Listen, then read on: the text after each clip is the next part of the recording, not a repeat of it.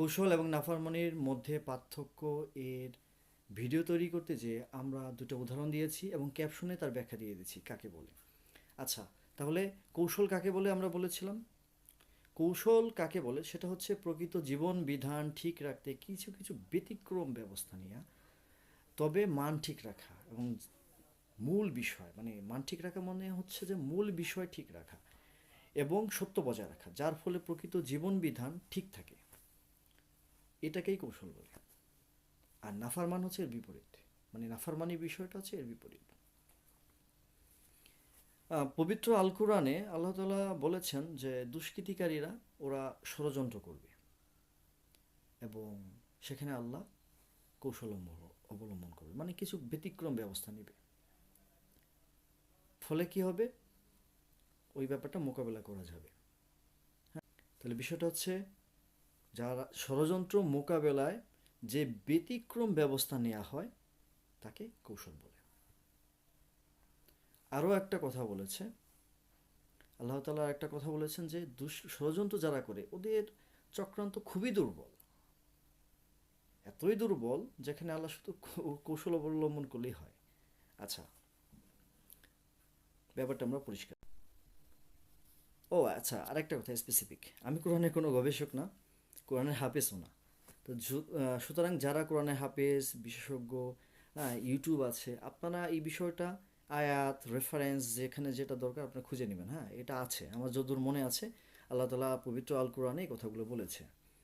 হ্যাঁ, তো আল্লাহ তাআলা এটা একটা নির্যাস দিয়ে বলে দিয়েছে যে একবারে সহজ কথায়। আচ্ছা, ব্যাপারটা একটা স্পেসিফিক বিষয় আমার কাছে মনে হচ্ছে, সেটা কি জানেন? আমার কাছে মনে হচ্ছে যে এই নাফারমান আর কৌশল এই দুইটা জিনিস আজকে বের করতে যেয়ে আমার কাছে মনে হচ্ছে পবিত্র আল কোরআনে আল্লাহ তাআলা একটা ডিপ্লোম্যাটিক ভাষা ব্যবহার করেছে যার বিশদ উত্তর আছে, যেমন একটা নির্যাস দিয়ে দিয়েছে। হুম, যেটা আমরা এই মাত্রই পেলাম। আর দ্বিতীয় কথাটা হচ্ছে যে এটা একটা অ্যাডভান্স লেভেলের ভাষা। এই ভাষাটা, আরবি ভাষাটা আমার কাছে এখন মনে হচ্ছে একটা অ্যাডভান্স লেভেলের ভাষা, যে ভাষাটা আসলে উম, খুবই উচ্চতর লেভেলের ভাষা। এটাকে বোঝা দরকার আসলে কি আছে এর মধ্যে। হ্যাঁ, আসলে আমরা তো জানি না, কোরআনের গবেষক যারা আসলে তারাও তো ওইভাবে যদি একটু বলতো আমরা জানতাম, শিখতাম। সুতরাং পরিশেষে আমরা বলতে পারি সুস্থ সুন্দর কল্যাণময় সহজ সরল জীবন বিধান, প্রকৃত সামাজিক জীবন বিধান, এই জীবন বিধান ঠিক রাখতে যদি কোনো পরিস্থিতি তৈরি হয় যেখানে কিছু বিকল্প ব্যবস্থা নেওয়া যেতে পারে বা নেওয়া উচিত যাতে ওই অবস্থা ঠিক থাকে, তাহলে এটা করা যাবে।